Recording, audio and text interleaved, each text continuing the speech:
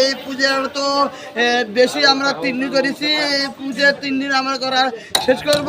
তারপরে পূজা তো পার হয়ে গেলে তারপরে কালী পূজা হবে, তারপরে কালী পূজা দেরি আছে, আগে হবে দুর্গা পূজা, তারপরে কালী পূজা আমরা আরম্ভ যাব।